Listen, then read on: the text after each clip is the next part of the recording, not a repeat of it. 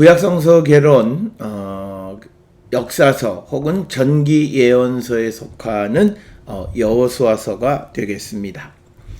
여호수아서는 전기 예언서에 속하는 것으로서 이스라엘 백성의 가나안 정복과 영토 분배에 관한 역사를 모세의 죽음으로부터 여호수아의 죽음까지의 기간을 다루고 있습니다.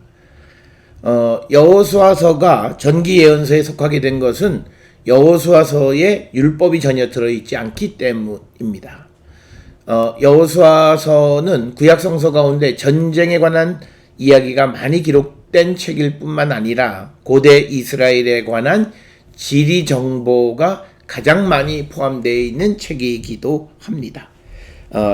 지리 정보가 가장 많이 들어있는 책이다라고 하는데 우리가 관심을 가져주셔야 됩니다. 따라서 여호수아서는 인간을 통치하시는 하나님의 위대한 힘과 은혜를 증거하는 책이다. 이렇게 정의할 수 있습니다. 여호수아서의 헬라어 사본인 알렉산드리아 사본과 바티칸 사본 사이에 차이점을 드러내고 있고 이 두 헬라어 사본과 히브리어 여호수아서 사이에서도 차이점이 있다라고 하는 겁니다.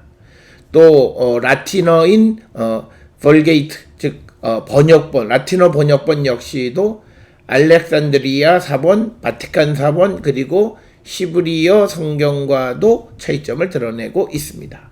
예를 들어 여호수아 3장 4절이나 4장 3절 또는 13절 그리고 5장 6절 등등이 그렇습니다. 뿐만 아니라 사마리아 사람들의 번역본 역시도 거기에도 여호수아서가 발견되었는데 이것은 히브리어 성경 즉 우리가 흔히 마소라라고 부르는 그 히브리어 성경과 매우 유사합니다.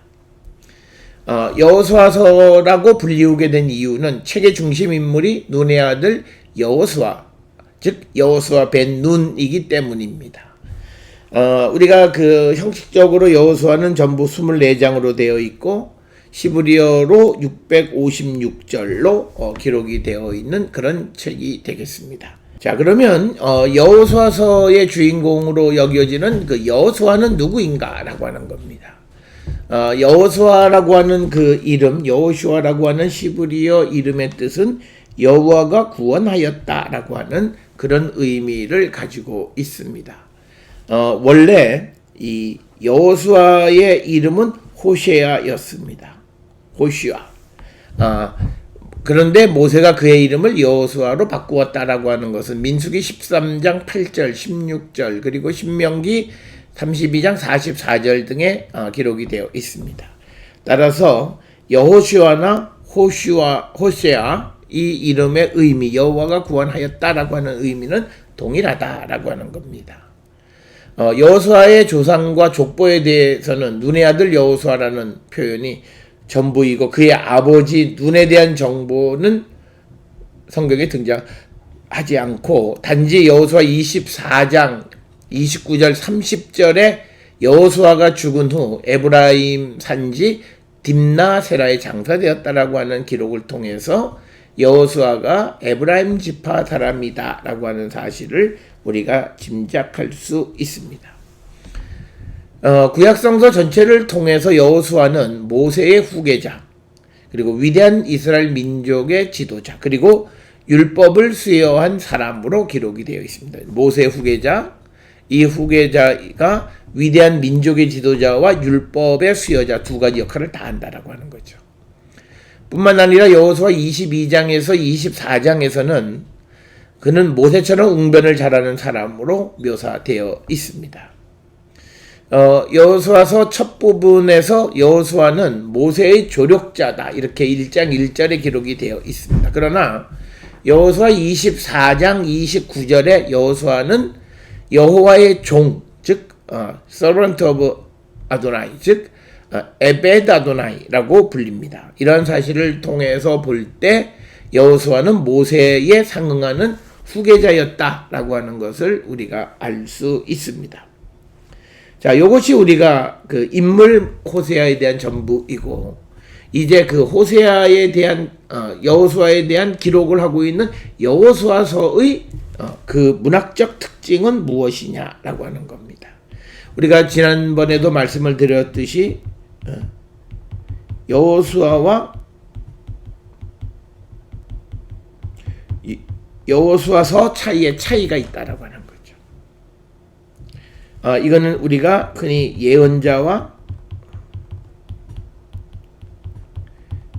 예언서의 차이와도 같은 그런 것이 되겠습니다.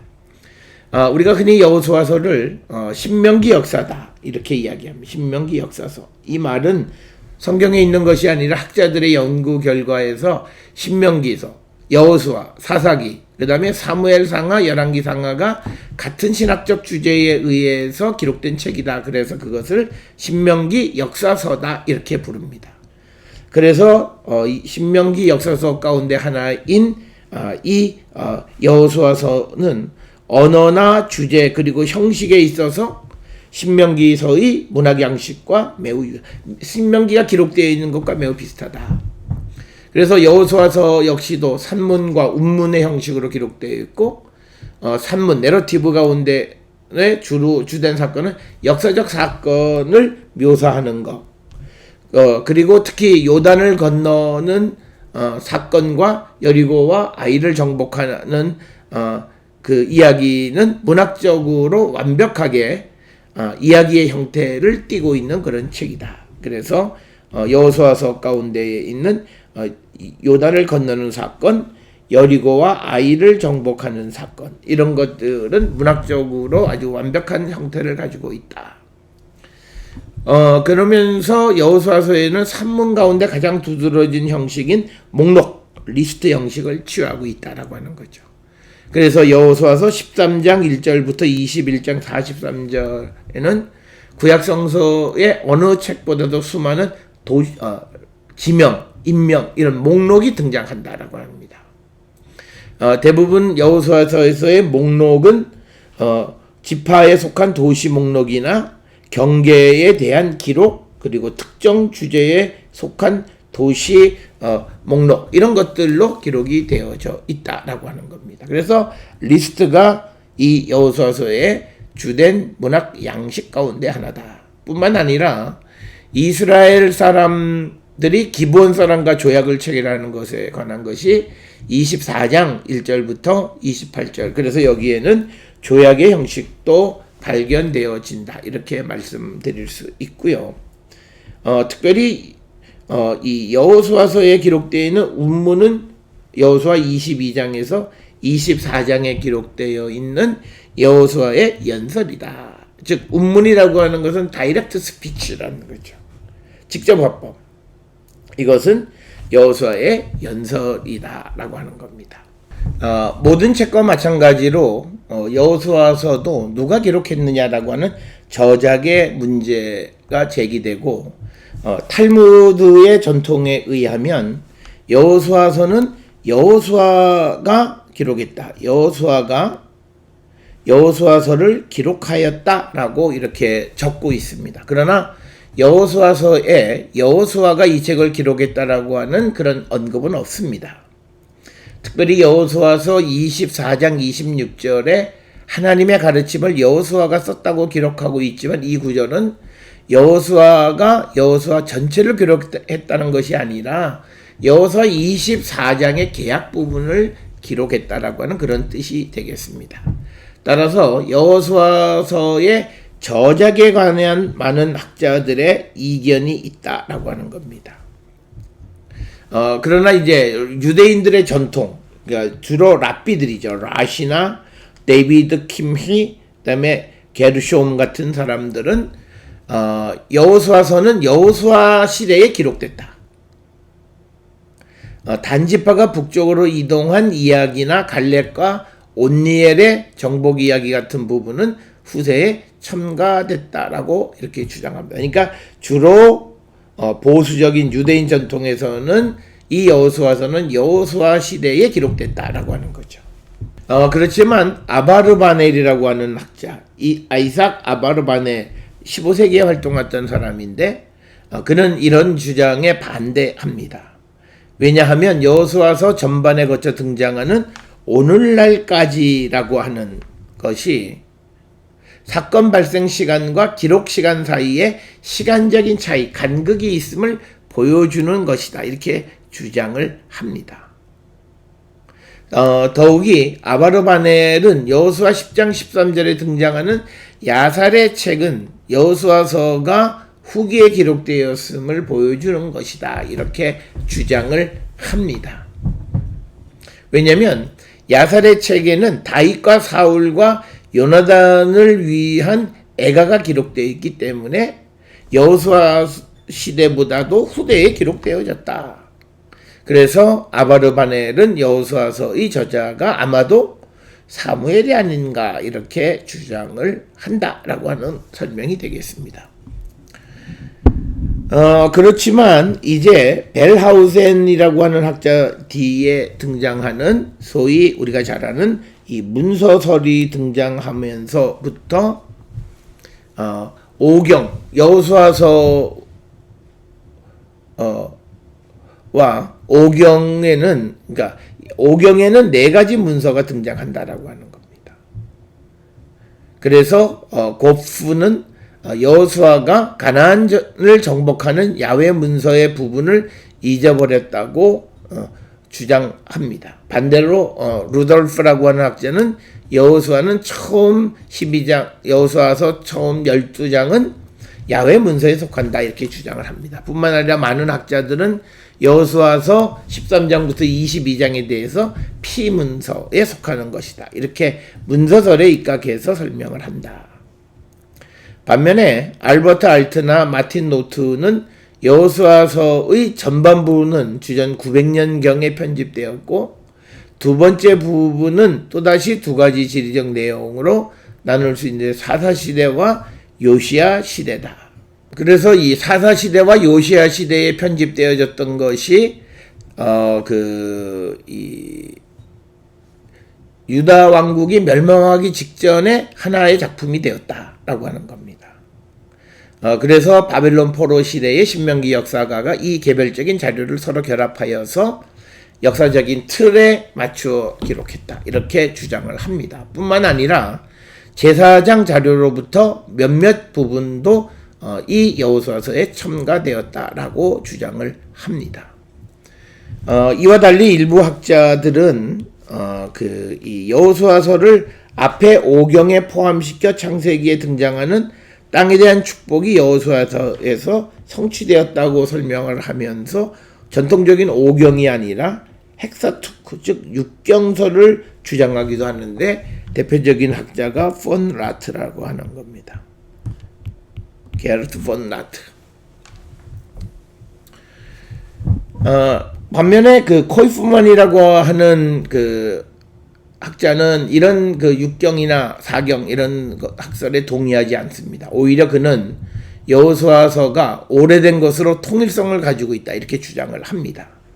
그래서 코이프만에 의하면 여호수아서는 가나안 정복과 정착에 관하여 정확하게 기록하고 있고 그리고 이 부분이 있은 직후 이것을 기록했다 이렇게 주장을 합니다. 지리적인 정보를 제공하는 부분은 일부분은 실제적인 기록이고 또 일부분은 어떤 유토피아적인 이상을 기록하고 있다 이렇게 주장을 합니다. 그래서 이 여호수아서의 저작의 문제에 대해서 많은 논쟁거리가 있다라고 하는 것을 우리가 알면 되겠고요. 이제 여호수아서의 구조와 내용을 보면 여호수아서는 세 부분입니다. 1장부터 12장은 가나안 정착, 정복, 13장에서 21장은 지파에 따른 가나안 영토 분할과 도피성, 그리고 레위인의 도시 분배에 대한 이야기들이 들어있고 마지막 22, 24장이 동쪽에 거주하는 지파들과 세겜에서 조약을 체결하는 것 이렇게 세 가지입니다. 1장부터 12장, 13장부터 21, 22부터 24장 이렇게 세 부분으로 우리가 흔히 나눌 수 있습니다.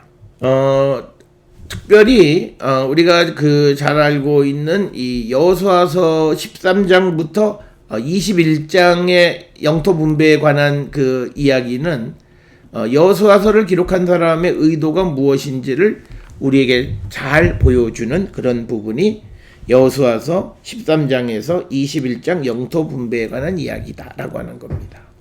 그래서 지파별 영토 분배는 지파별 경계도시 목록, 지파에 속한 도시 목록 이렇게 구성이 되어 있습니다. 지파 경계는 주로 동서남북 순으로 기록하고 있고 지파의 배열의 순서는 유다, 에브라임, 므낫세, 베냐민과 나머지 지파 순으로 기록되어 있고 남유다 중심적인 기록임을 알 수 있다라고 하는 겁니다. 그 다음에 지파 경계의 경계가 기록된 지파들, 그러니까 지파의 경계가 기록되어 있는 그런 지파는 유다 지파, 요셉의 집, 에브라임 지파, 므낫세 지파, 베냐민, 스불론, 아셀, 납달리 등의 지파별 경계가 기록되어져 있다라고 하는 겁니다. 그러나 시몬, 이사갈, 단, 요단 동편에 있는 지파 등에 대해서는 경계가 기록되어지지 않았다. 여호수아서 20장에는 6개의 도피성에 대한 기록이 있다. 여호수아서 20장에 6개의 도피성이 기록되어 있는데 3군데는 요단 동편, 그리고 나머지 3군데는 요단 건너편에 그렇게 기록이 되어 있고 21장에는 레위인의 도시 목록 48개 도시가 4도시씩 12지파로 기록이 되어져 있다라고 하는 겁니다. 그러나 이제 모든 지파가 다 일률적으로 4개가 아니라 유다와 시몬이 합해서 9, 납달리는 3, 그리고 나머지 지파들은 각각 4도시씩 이렇게 기록이 되어 있다. 여호수아서의 내용은요, 크게 우리가 세 부분, 첫째는 1장부터 12장까지가 가나안 정복에 관한 이야기입니다. 그래서 가나안을 요단을 건너고 여리고 아이, 가나안 남쪽, 그 다음에 북쪽, 그 다음에 정복에 대한 요약, 이렇게 가나안 정복에 대해서 기록을 하고 있습니다. 그 다음에 13장 1절로 21장 44장 땅을 나누는 거죠. 그래서 먼저 13장 1절부터 6절은 정복하지 못하고 남은 땅에 대한 목록이 등장하고 13장 7절부터 30절은 요단 동편 지파들의 기업, 그 다음에 14장 1절에서 19장 51절은 가나안 땅을 나눔, 그리고 10장 1절에서 9절은 도피성과 21장 4절에서 43절에 레위인의 도시로의 도망, 레위인의 도시에 대해서 기록하고 있다. 그 다음에 마지막으로 22장 1절로 24장입니다. 22, 23, 24. 요단 동편 지파와 계약 체결, 여호수아의 말년에 대한 이야기입니다. 그래서 22장의 요단 동쪽 지파와 계약 체결, 23장 1절부터 24장 33절의 여호수아의 말년, 그 다음에 23장 1절부터 16절엔 특별히 여호수아의 마지막 설교, 그 다음에 24장 1절에서 28절에 세겜에서의 계약을 맺고, 그 다음에 29절에서 31절에 예루살렘 여호수아에서 죽음과 매장에 대해서 기록하고 있습니다. 자, 그래서 이 여호수아서는 가나안의 정복 땅을 나누는 것, 요단 동편과 지파와 계약 체결 후 여호수아의 말년에 대한 이야기로 기록이 되어 있습니다. 여호수아서의 특징입니다. 여호수아서는 신명기 역사의 일부분이다. 그래서 여호수아서에는 신명기 역사가의 신학과 이데올로기가 포함되어 있는 것은 너무나 당연하다라고 하는 거죠. 그래서 여기에는 중요하게 유다 지파와 다윗 왕조 중심으로 역사를 서술했다라고 하는 겁니다. 또 신명기 역사가가 요단 서쪽 지역의 영토 분배에 관해서 기록하고 있는 여호수아 15장부터 19장에서 더욱더 분명하게 나타나고 있다라고 하는 겁니다. 신명기 역사는 요단 서쪽 지역의 땅 분배에 관한 기록의 이중 구조를 가지고 있다라고 하는 겁니다. 즉 유다와 에브라임 므낫세 세 지파 영토 분배에 대한 이야기가 15, 16, 17에 등장하고 그 다음에 18, 19는 나머지 지파들의 순으로 그래서 이렇게 크게 둘로 이중구조로 나뉘어져 있다라고 하는 겁니다. 그래서 신명기 역사가가 역사를 기술할 때 제일 먼저 1차적 관심과 2차적 관심 분야로 나눕니다. 즉 가장 중요한 것은 유다 지파와 이에 상응하는 북쪽의 에브라임 므낫세 지파에 관한 이야기를 제일 먼저 기록하고 2차 관심은 남쪽의 시몬 지파에 관한 것 그리고 북쪽의 나머지 지파들에 관한 이야기들을 기술하고 있다. 그래서 중심은 유다, 에브라임, 므낫세 그리고 그 옆에 시몬이 있고 나머지는 북쪽의 나머지 이렇게 2단계 2차적인 관심을 가지고 있다. 그래서 우리가 이 표를 보시게 되면 여기에 1차적 관심이 있는 것 언급하고 있습니다. 북쪽에는 므낫세와 에브라임이고 남쪽에는 유다 지파와 베냐민 이렇게 돼 있고요.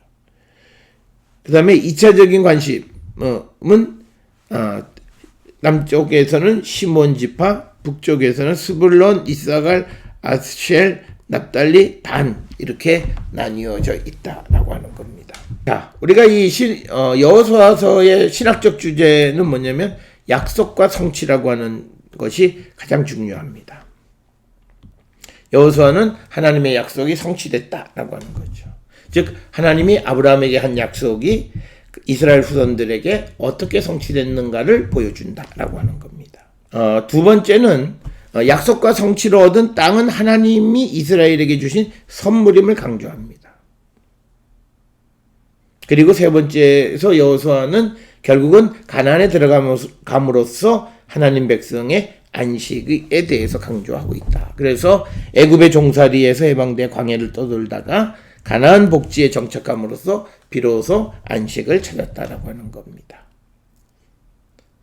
그래서 여기에서부터 미래의 소망과 축복 개념이 발전하게 된다.